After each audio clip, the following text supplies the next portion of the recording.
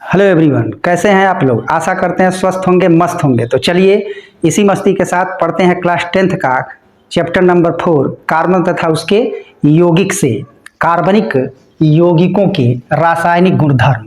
इसके पहले वाले वीडियो में हम लोग कार्बनिक यौगिकों का आईपीएसी नाम पढ़ चुके हैं। अब उसके आगे का पार्ट जो है ये पार्ट नंबर 5 है। तो देखेंगे आगे।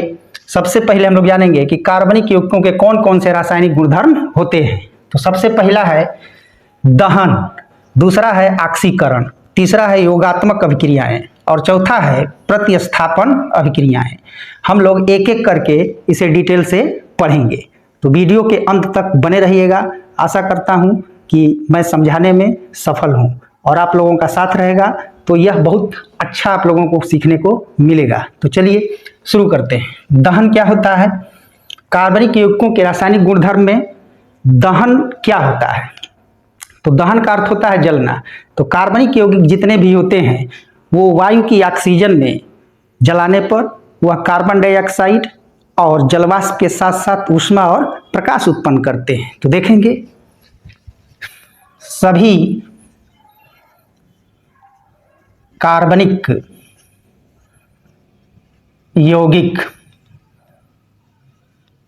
यौगिकों का दहन करने पर ये कार्बन डाइऑक्साइड प्लस जलवाष्प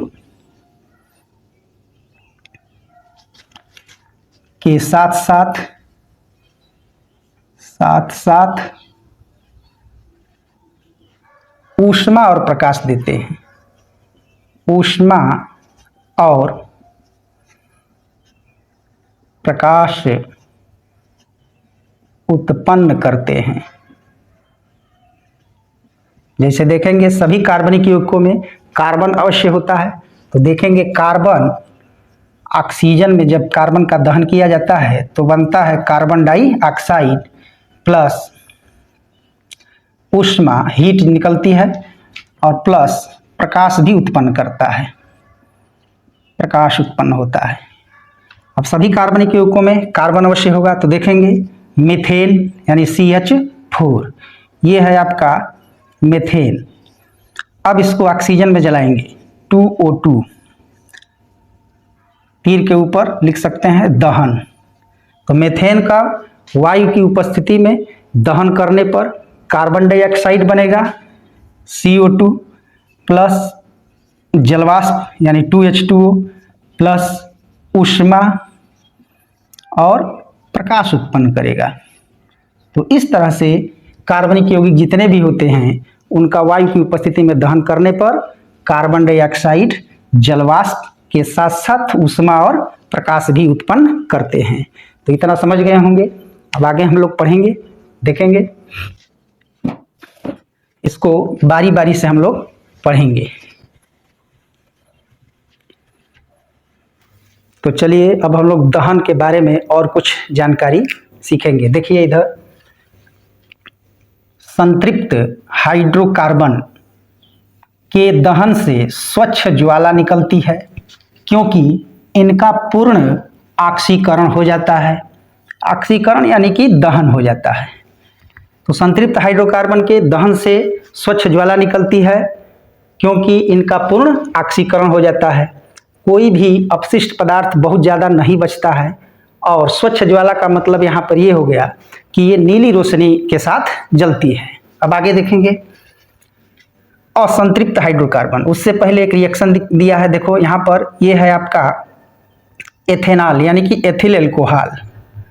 एथिल एल्कोहल ये संतृप्त हाइड्रोकार्बन व्युत्पन्न यौगिक है जिसको हम एथेनॉल भी कहते हैं और इसका वायु की ऑक्सीजन में दहन करने पर ये कार्बन डाइऑक्साइड, जलवाष्प, ऊष्मा और प्रकाश उत्पन्न करता है। तो एल्कोहल ज्वलनशील पदार्थ होता है, आप लोग जानते भी होंगे। ध्यान देंगे अब आगे। जितने असंतृप्त हाइड्रोकार्बन होते हैं इनके दहन से अत्यधिक काले धुएं वाली पीली ज्वाला निकलती है क्योंकि इनका पूर्ण दहन नहीं हो पाता है। तो अपूर्ण दहन के कारण यह जो है अपजात पदार्थ जो है या अपशिष्ट पदार्थ ज़्यादा इसमें बचते हैं और काले धुएं के साथ जलती है। रोशनी में जो है ये पीली ज्वाला देती है। तो इस तरह से नोट्स में इसको जो आप लोग बना सकते हैं। आगे देखेंगे अब ईंधन क्या होता है, क्योंकि हाइड्रोकार्बन और हाइड्रोकार्बन व्युत्पन्न ये सभी जो है कार्बन की उपस्थिति के कारण एक अच्छे ईंधन स्रोत माने जाते हैं। तो ईंधन किसे कहते हैं देखेंगे। वे कार्बनिक यौगिक जिनमें ऊर्जा संचित होती है तथा ऊष्मा एवं प्रकाश के साथ साथ ये जलते हैं, ईंधन कहलाते हैं। वे कार्बनिक यौगिक जिनमें ऊर्जा संचित होती है और ऊष्मा एवं प्रकाश के साथ ये जलते हैं, ईंधन कहलाते हैं। इनमें जो रासायनिक आबंध होता है वो दहन करने पर वो आबंध जो है टूटता है, जिसकी वजह से ऊर्जा मुक्त होती है ऊष्मा और प्रकाश के रूप में। जैसे में कोयला, एलपीजी यानी लिक्विफाइड पेट्रोलियम गैस, उसी तरह से आपका है CNG compressed natural gas, kerosene जिसको मिट्टी का तेल भी कहते हैं, यह सब ईंधन होते हैं और इनके दहन से ऊष्मा प्राप्त होती है। इसके बाद आपका है पेट्रोलियम। पेट्रोलियम जो है बहुत महत्वपूर्ण द्रव होता है। इसको काला सोना या तरल सोना का उपमा दिया गया है, संज्ञा दिया गया है। पेट्रोलियम किसी राष्ट्र के लिए सोने से भी अधिक कीमती होती है। क्यों? क्योंकि किसी भी देश की आर्थिक व्यवस्था पेट्रोलियम पर ही निर्भर है। पेट्रोलियम उत्पाद विश्व में जिन देशों के पास अधिक हैं वो अधिक समृद्धशाली हैं। आज पूरा हमारा जियो पॉलिटिक्स इसी के इर्द गिर्द घूमता है। तो ध्यान देंगे, इसीलिए पेट्रोलियम को काला सोना या तरल सोना कहा गया है।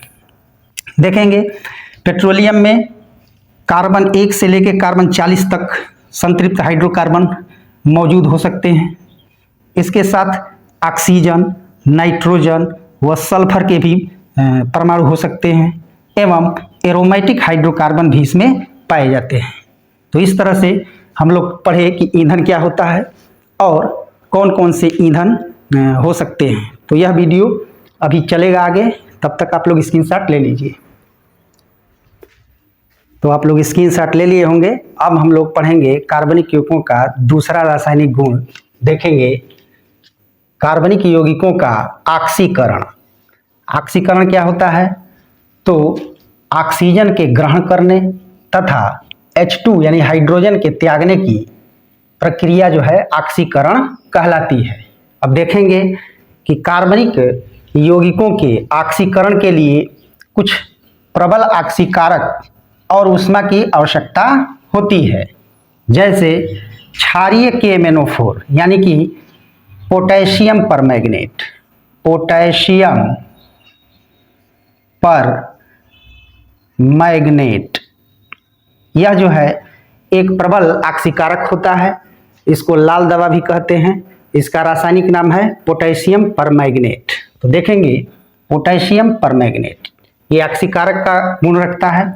दूसरा जो है ये पहला हो गया, और दूसरा जो है अम्लीय K2Cr2O7, इसका रासायनिक नाम है पोटेशियम डाइक्रोमेट।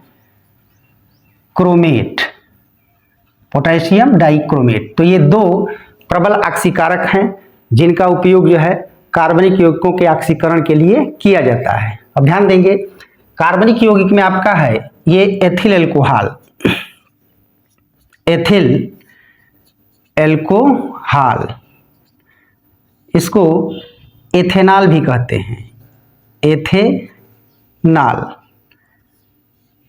ध्यान देंगे इसका ऑक्सीकरण होगा तो अम्लीय K2Cr2O7 यानी कि पोटेशियम डाइक्रोमेट की उपस्थिति में 25 डिग्री सेंटीग्रेड ताप पर यानी कि कमरे का तापमान पर इसका ऑक्सीकरण होगा।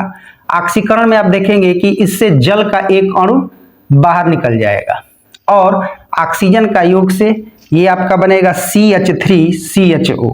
ये आपका है एसिटाइलडिहाइड।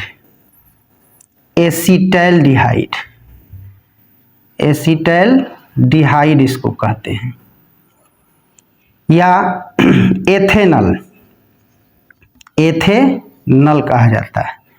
अब फिर अगर इसका ऑक्सीकरण किया जाए तो ये आपका बन जाता है CH3COOH, ऑक्सीजन का योग होगा इसमें ऑक्सीकरण की क्रिया में, तो ये बन जाएगा आपका एसिटिक अम्ल, एसिटिक अम्ल, या इसी को बोलते हैं एथेनोइक अम्ल, एथेनोइक अम्ल, ये IPAC नाम है इसका, एथेनोइक अम्ल। तो इस तरह से कार्बनिक यौगिकों का ऑक्सीकरण होता है। अब अगला जो है रासायनिक गुण हम लोग पढ़ेंगे, तीसरा वाला, यानी कार्बनिक यौगिकों की योगात्मक अभिक्रियाएं। योगात्मक अभिक्रियाएं कैसे होती हैं? तो इसमें जो है कार्बनिक यौगिकों में हाइड्रोजन का योग होता है उत्प्रेरक की उपस्थिति में। तो चलिए देखते हैं इसको। कार्बनिक यौगिकों में आपका C double bond C, single bond से H और सिंगल बॉन्ड से इधर H, ये आपका है एथीन, एथीन हाइड्रोकार्बन है, और ये कैसा है? असंतृप्त हाइड्रोकार्बन है, असंतृप्त हाइड्रोकार्बन है। इसमें H2 का योग होगा, हाइड्रोजन का योग कराएंगे, और यहाँ पर उत्प्रेरक लेंगे निकिल, और निकिल या पैलेडियम ले सकते हैं। तो ये उत्प्रेरक का काम करेंगे, ये डी ब्लॉक एलिमेंट होते हैं और जो उत्प्रेरक का कार्य करते हैं। अब यहाँ पर देखेंगे तो हाइड्रोजन का योग होगा तो ये डबल बॉन्ड सिंगल में टूट जाएगा, ये हो जाएगा C, सिंगल बॉन्ड C, और हाइड्रोजन का योग हो जाएगा, तो इस तरह से ये बन जाएगा एथेन, ये बन जाएगा एथेन। यहाँ पर हाइड्रोजन का योग हुआ है इसलिए यह योगात्मक अभिक्रिया कहलाएगी। और ध्यान देने की बात यहाँ ये है कि हाइड्रोजन का योग जो है निकिल उत्प्रेरक की उपस्थिति में संभव हो पाता है। तो ये आपका एथेन बन गया। ये जो है आपका संतृप्त हाइड्रोकार्बन है, संतृप्त हाइड्रोकार्बन। तो इस प्रकार कार्बनिक यौगिकों की योगात्मक अभिक्रियाएं आप लोग पढ़ लिए। तो 2 रासायनिक गुण हो गया, 3 ठे हो गया, और चौथा जो है इसके आगे हम लोग पढ़ेंगे। तब तक स्क्रीनशॉट आप लोग ले लीजिए। तो आप लोग स्क्रीनशॉट ले लिए होंगे। अब हम लोग पढ़ेंगे चौथा रासायनिक गुण, देखेंगे प्रतिस्थापन अभिक्रियाएं, यानी कार्बनिक यौगिकों की प्रतिस्थापन अभिक्रियाएं क्या होती हैं, प्रतिस्थापन अभिक्रिया किसे कहते हैं। तो ध्यान से सुनेंगे। ऐसी अभिक्रिया जिनमें किसी कार्बनिक अणु से किसी अन्य तत्वों के द्वारा प्रतिस्थापन हो जाता है, प्रतिस्थापन अभिक्रिया कहलाती है। जैसे मान लीजिए यह कार्बनिक अणु जो है आपका मीथेन है, यह है मीथेन। अब दूसरा अन्य तत्व है क्लोरीन। अब इसमें यह है आपका क्लोरीन। अब क्लोरीन परमाणुओं के द्वारा एक एक करके मीथेन से हाइड्रोजन परमाणुओं का प्रतिस्थापन हो जाएगा, और यह अभिक्रिया सूर्य के धुंधले प्रकाश में संपन्न होती है। तो देखेंगे चूंकि यह क्रिया क्लोरीन द्वारा हो रही है इसलिए इसको क्लोरीनीकरण या हाइलोजनीकरण अभिक्रिया भी कहते हैं। अब देखेंगे सूर्य के धुंधले प्रकाश में क्लोरीन द्वारा मीथेन से एक एक करके सारे हाइड्रोजन परमाणुओं का विस्थापन हो जाता है। तो देखेंगे ये बनेगा आपका CH3Cl प्लस HCl। ये है आपका मोनोक्लोरोमेथेन, मोनोक्लोरोमेथेन। अब इसको फिर यहाँ उठा के लाएंगे CH3Cl, और क्लोरीन के द्वारा फिर इसका प्रतिस्थापन हो जाएगा सूर्य के प्रकाश में, तो Hb। अब देखेंगे ये बनेगा CH2Cl2 प्लस HCl। तो ये है आपका डाइक्लोरोमेथेन, डाइक्लोरोमेथेन।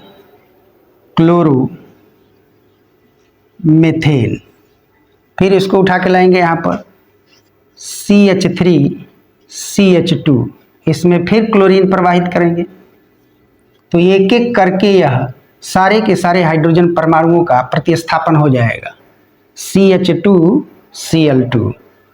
अब इसमें से ये बन जाएगा आपका CHCl3 प्लस HCl, ये है आपका ट्राईक्लोरोमेथेन, ट्राईक्लोरोमेथेन। देखेंगे फिर इसको उठा के लाएंगे यहाँ पर, तो ये जो है आपका CHCl3, इसमें फिर क्लोरीन प्रवाहित करेंगे Hb, तो ये बनेगा आपका CCl4 प्लस HCl, ये है कार्बन टेट्राक्लोराइड यानी टेट्राक्लोरोमेथेन, टेट्राक्लोरोमेथेन। तो इस प्रकार एक एक करके क्लोरीन परमाणुओं के द्वारा मेथेन अणु से सारे हाइड्रोजन परमाणुओं का प्रतिस्थापन हो गया। तो यह अभिक्रिया जो है प्रतिस्थापन अभिक्रिया कहलाएगी, और किसकी, तो कार्बनिक यौगिकों की प्रतिस्थापन अभिक्रिया कहलाती है। अब ध्यान देंगे, अगर यही क्रिया डायरेक्ट सूर्य के प्रकाश में, सीधे सूर्य के प्रकाश द्वारा हो, तो यह जो है विस्फोट के साथ कार्बन और हाइड्रोक्लोरिक अम्ल जो है उत्पन्न करता है। तो देखेंगे सीधे सूर्य के प्रकाश में ये मेथेन हो गया CH4 प्लस 2Cl2, और डायरेक्ट यानी कि सीधे सूर्य के प्रकाश में, अगर सीधे सूर्य के प्रकाश में यह अभिक्रिया कराई जाए तो ये बनेगा कार्बन प्लस 4HCl, और तीव्र जो है विस्फोट भी उत्पन्न होगा। तो यह पूरी अभिक्रिया जो है प्रतिस्थापन अभिक्रिया कहलाती है। यहाँ पर देखेंगे इसको क्लोरीनीकरण भी कहते हैं या हाइलोजनीकरण भी कहते हैं। प्रतिस्थापन अभिक्रिया क्या होती है, तो ऐसी अभिक्रियाएं जिनमें किसी कार्बनिक अणु से किसी परमाणु के द्वारा एक एक करके हाइड्रोजन परमाणुओं का प्रतिस्थापन कर दिया जाता है, तो यह अभिक्रिया जो है प्रतिस्थापन अभिक्रिया कहलाती है। तो इसका स्क्रीनशॉट ले लीजिए, आगे हम लोग अभी पढ़ेंगे। तो चलिए अब हम लोग पढ़ेंगे कुछ महत्वपूर्ण कार्बनिक यौगिकों का निर्माण, जो कि परीक्षा के दृष्टिकोण से बहुत ही इम्पॉर्टेंट है और बोर्ड परीक्षा में इसमें से जरूर ये पूछा जाता है। तो देखेंगे, सबसे पहले हम लोग जानेंगे कि एथिल अल्कोहल का निर्माण कैसे होता है। तो एथिल अल्कोहल का अणुसूत्र क्या होता है, देखेंगे C2H5OH। इसका संरचना सूत्र क्या होता है, तो इसमें 2 कार्बन हैं, तो 2 कार्बन में सिंगल बॉन्ड इस तरह से लगाएंगे और यहाँ पर OH कर देंगे, एक हाइड्रोजन यहाँ और एक हाइड्रोजन यहाँ, फिर एक हाइड्रोजन यहाँ और एक हाइड्रोजन यहाँ। तो इसका सूत्र बन जाएगा CH3CH2OH। इसका IPAC नाम क्या है, तो IPAC नाम में कार्बन 2 है, तो एथ सिंगल बॉन्ड है तो N, और OH जुटा है तो इसका अनुलग्न जुटेगा आल, तो नाम बनेगा एथेनाल। तो ये IPAC नाम इसका हो गया एथेनाल। अणुभार इसका कितना होता है, तो अणुभार इसका होता है 46। ये 46 कैसे हुआ, तो ध्यान देंगे कार्बन इसमें 2 है, तो एक कार्बन का परमाणु भार होता है 12, तो 2 कार्बन है तो 12 दूनी 24, तो 24 ये हो गया, और प्लस 5 और 6 हाइड्रोजन है तो 6 ये हो गया, और प्लस ऑक्सीजन का एक परमाणु का भार होता है 16, तो 24, 6 और 16 ये सब मिलके हो गए 46। तो इसका अणुभार हो गया 46 यानी कि 46 अणुभार हो गया। अब देखेंगे निर्माण विधि कैसे इसको बनाया जाता है, तो इसे गन्ने के रस से प्राप्त शीरे के किण्वन द्वारा प्राप्त किया जाता है। किण्वन क्या होता है, तो किण्वन जो है सूक्ष्म जीवों के द्वारा होने वाली एक जैव रासायनिक प्रक्रिया है। प्राचीन काल से ही लोग किण्वन क्रिया द्वारा अल्कोहल यानी कि शराब बनाने की कला जानते थे। इसमें महुआ से को जो है फ्रेगमेंटेशन करके, किण्वन करके महुआ से तैयार किया जाता था, अनाजों को सड़ाकर तैयार किया जाता था। और यहाँ पर गन्ने के रस से जो है प्राप्त जो शीरा होता है उसमें सुक्रोज होता है, और उसी सुक्रोज का ईस्ट की उपस्थिति में इन्वर्टेज एंजाइम की उपस्थिति में जो है उसको एथिल अल्कोहल में परिवर्तित किया जाता है। तो किण्वन जो है सूक्ष्म जीवों द्वारा होने वाली एक जैव रासायनिक प्रक्रिया है। तो देखेंगे इसमें कि किस प्रकार से सुक्रोज से एथिल अल्कोहल का निर्माण होता है। तो यहाँ पर C12H22O11 ये है शीरे से प्राप्त सुक्रोज। तो ये है आपका सुक्रोज। अब सुक्रोज का जल अपघटन होगा तो यहाँ से ईस्ट में जो है इन्वर्टेज एंजाइम होता है। इस इन्वर्टेज एंजाइम की उपस्थिति में ये जो है सुक्रोज ग्लूकोज और फ्रक्टोज में टूट जाता है। C6H12O6 प्लस C6H12O6, तो ये है आपका ग्लूकोज और ये बना फ्रक्टोज। तो सुक्रोज इन्वर्टेज एंजाइम की उपस्थिति में ग्लूकोज और फ्रक्टोज में टूट जाता है। तो यह क्रिया दो पदों में होती है। पहले पद में ग्लूकोज और फ्रक्टोज में टूटा, दूसरे पद में देखेंगे कि यही ग्लूकोज यानी C6H12O6 ये है आपका ग्लूकोज। अब इसी ईस्ट के द्वारा जाइमेज एंजाइम की उपस्थिति में यह जो है जाइमेज एंजाइम की उपस्थिति में ये बना आपका ethyl alcohol plus carbon dioxide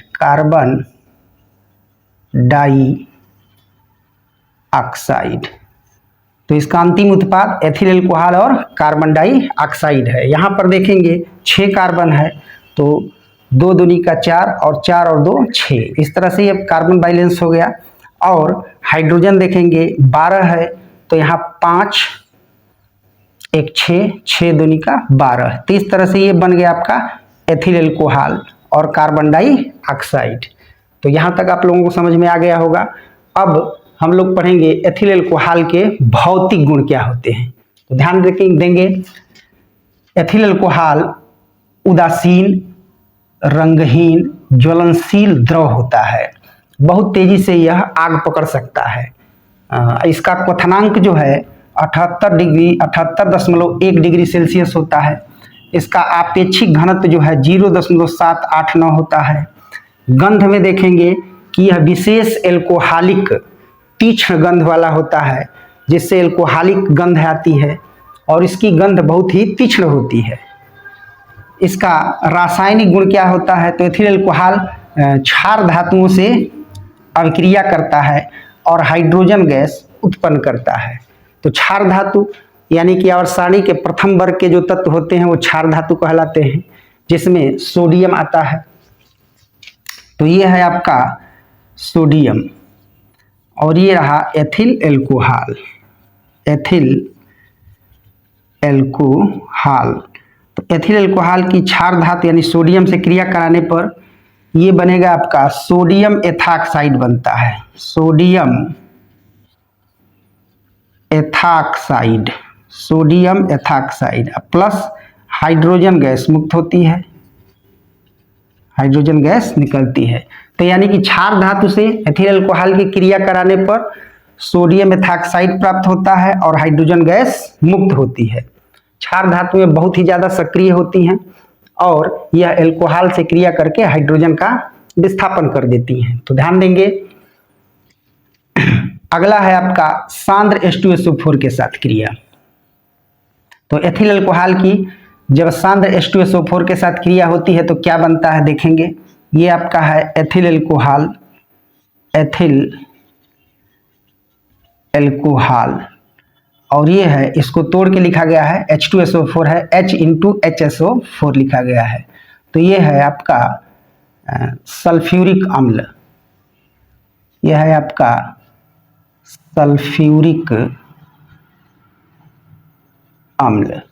तो ध्यान देंगे जब एथिल अल्कोहल की क्रिया सांद्र सल्फ्यूरिक अम्ल से कराई जाती है, जिसमें 100 से 110 डिग्री सेंटीग्रेड ताप जो है उपस्थित होता है, इसमें ये क्या बनाता है, तो ये बनाता है एथिल हाइड्रोजन सल्फेट। ये बनाएगा C2H5HSO4, एथिल हाइड्रोजन सल्फेट बनाता है।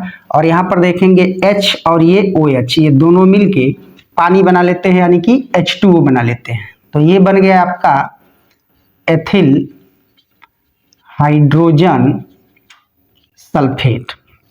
यानी एथिल अल्कोहल की क्रिया जब सांद्र सल्फ्यूरिक अम्ल के साथ कराई जाती है 100 से 110 डिग्री सेंटीग्रेड ताप की उपस्थिति में, तो यह एथिल हाइड्रोजन सल्फेट देता है, साथ में जल भी मुक्त होती है। अब देखेंगे तीसरा इसका रिएक्शन या रासायनिक गुण, एथिल हाइड्रोजन सल्फेट की क्रिया। ये आपका है एथिल हाइड्रोजन सल्फेट।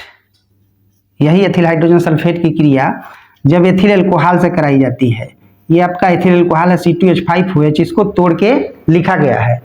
तो यहाँ पर आप देखेंगे कि यहाँ H जो है HSO4 के साथ चला जाएगा, तो ये बन जाएगा आपका H2SO4 यानी सल्फ्यूरिक अम्ल, और यह ऑक्सीजन इसके साथ जुड़ जाएगा, तो ये बन जाएगा आपका die ethyl ether. Die ethyl ether, या इसी को कहते हैं ethoxy ethane. Die ethyl ether को ही IPAC नाम इसका होता है एथॉक्सी एथेन। तो इससे डाई एथिल ईथर भी प्राप्त किया जा सकता है। अब थोड़ा सा यहाँ ध्यान देने की बात है कि जब यही क्रिया 160 से 170 डिग्री सेंटीग्रेड पर कॉन्सनट्रेट H2SO4 के साथ कराई जाती है उपस्थिति में, तो एथिल अल्कोहल जो है एथीन देता है। देखेंगे ये जो है C2H4 बनाएगा और प्लस जल का अणु बाहर निकलेगा H2O। तो यहाँ से C2H5 है तो एक OH के साथ चला जाएगा और ये जल बन जाएगा, और यहाँ पर बन जाएगा आपका C2H4, तो यही आपका एथिलीन बनेगा, एथिलीन। तो सांद्र H2SO4 की उपस्थिति में जब टेम्परेचर 160 से 170 डिग्री सेंटीग्रेड हो तो एथिल अल्कोहल एथिलीन देता है। तो ये सभी रासायनिक अभिक्रियाएं परीक्षा के दृष्टिकोण से बहुत ही महत्वपूर्ण है, और हर साल इनमें से एक आध जो है आपका पेपर में आ भी जाता है। तो इसका स्क्रीनशॉट ले लीजिए, तब हम लोग आगे पढ़ेंगे। अब हम लोग पढ़ेंगे दूसरा महत्वपूर्ण कार्बनिक यौगिक एसिटिक अम्ल। तो ध्यान देंगे, इसका सामान्य नाम होता है एसिटिक अम्ल। अणुसूत्र जो होता है CH3COOH, इसमें क्रियात्मक समूह के रूप में COOH है, जिसका अनुलग्न जुटता है ओइक अम्ल।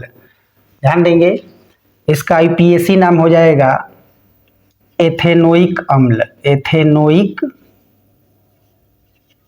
अम्ल।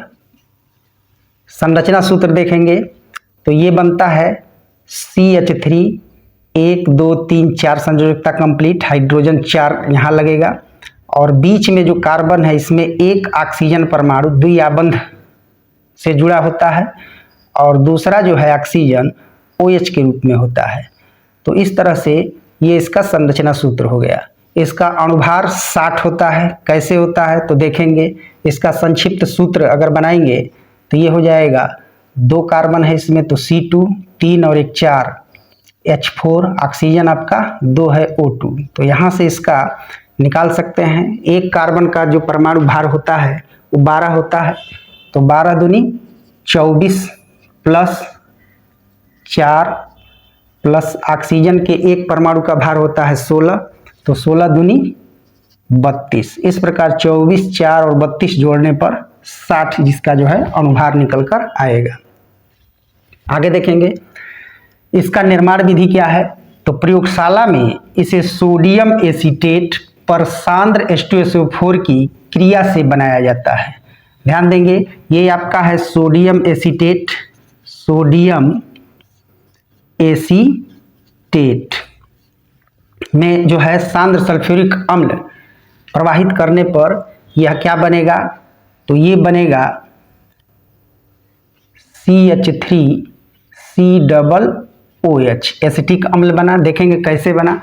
तो यह जो H2SO4 है ये टूटता है इस तरह से H.HSO4। अब यहाँ से H जो है ये चला जाता है CH3C डबल, इस पर प्लस आ जाएगा, इस पर माइनस। तो ये वाला जो है आ जाएगा इस प्लस से, ये प्लस में और ये माइनस। तो देखेंगे ये बनेगा CH3COOH। अब प्लस बन सकता है आपका ये यहाँ से CH3COOH हो गया। अब बचा सोडियम, तो ये बनेगा NaHSO4। तो ये है sodium sulphate, sodium bisulphate, sodium bisulphate बनेगा। तो इस तरह से आपका बन गया एसिटिक अम्ल प्लस सोडियम बाई सल्फेट। तो प्रयोगशाला में इसे इस तरह से बनाया जाता है। अब आगे देखेंगे इसका भौतिक गुण क्या होता है।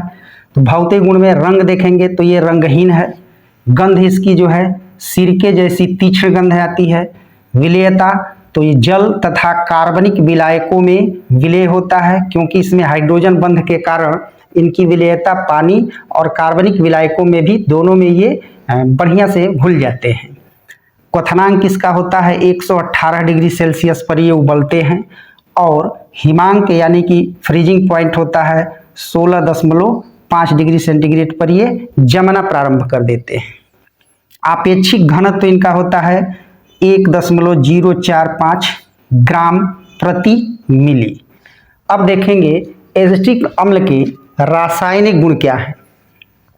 तो रासायनिक गुण में इसका सबसे पहले हम लोग पढ़ेंगे अम्लीय गुण।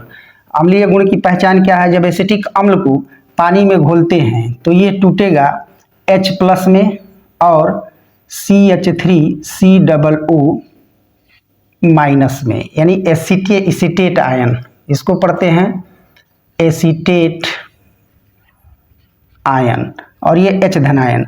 तो अम्ल के जलीय विलयन में H धनायन अवश्य होता है। और यह अम्लीय होने के कारण नीले लिटमस पेपर को, नीले लिटमस पेपर को लाल कर देता है। तो ये अम्लीय गुण दर्शाता है। अब दूसरा जो है ये बहुत मोस्ट इंपॉर्टेंट है, ये रासायनिक गुण इसका एस्टरीकरण। एस्टरीकरण क्या होता है। तो जब एसिटिक अम्ल की क्रिया एथिल अल्कोहल से कराई जाती है सांद्र H2SO4 की उपस्थिति में, तो ये बनता है एक एस्टर बनेगा। ध्यान देंगे एस्टर में क्या बनेगा। तो ये बनेगा एथिल एसीटेट, एथिल एसीटेट बनता है, यानी कि CH3COO C2H5 प्लस OH ये और एक H ये दोनों मिलके जल बना लेगा। तो अंत में बनेगा H2O। तो ये बना आपका एथिल एसीटेट। तो यह अभिक्रिया जो है एस्टरीकरण कहलाती है। तो ध्यान देंगे जब सांद्र H2SO4 की उपस्थिति में एसिटिक अम्ल की क्रिया एथिल अल्कोहल से कराई जाती है तो एथिल एसीटेट बनता है, और यह अभिक्रिया एस्टरीकरण कहलाता है। तो यह बहुत इंपॉर्टेंट है, परीक्षा में पूछा भी जाता है। इसके बाद अगला है रासायनिक गुण इसका कार्बोनेट और बाइकार्बोनेट के साथ अभिक्रिया। तो देखेंगे यहाँ पर ये आपका एसिटिक अम्ल है। एसिटिक अम्ल की क्रिया सोडियम कार्बोनेट से हो रही है। सोडियम कार्बोनेट से होने पर ये बनता है आपका सोडियम एसीटेट। सोडियम एसीटेट बनेगा plus carbon dioxide, carbon dioxide बनेगा प्लस जल बनता है। तो एसिटिक अम्ल की क्रिया जब सोडियम कार्बोनेट से होती है तो यह सोडियम एसीटेट बनाता है और कार्बन डाइऑक्साइड तथा जल भी मुक्त होता है। दूसरा देखेंगे एसिटिक अम्ल की क्रिया सोडियम बाइकार्बोनेट से, सोडियम बाइकार्बोनेट से कराने पर फिर वही बनेगा आपका CH3COONA सोडियम एसीटेट बनेगा, और सोडियम एसीटेट बनेगा, फिर कार्बन डाइऑक्साइड CO2 बनेगा और प्लस जल बनेगा H2O। तो इस तरह से एसिटिक अम्ल के भौतिक गुण, रासायनिक गुण हम लोग पढ़ चुके, और यह वीडियो थोड़ा लंबा हो जाएगा, इसलिए अब यहीं पर हम लोग विराम देंगे। ये बताइए यह वीडियो आप लोगों को कैसा लगा? यदि अच्छा लगा हो तो चैनल को सब्सक्राइब करिए, शेयर करिए, लाइक करिए, और इसी तरह का वीडियो देखने के लिए हमें फॉलो भी करिए। तो चलिए मिलते हैं फिर अगले वीडियो में, तब तक के लिए धन्यवाद।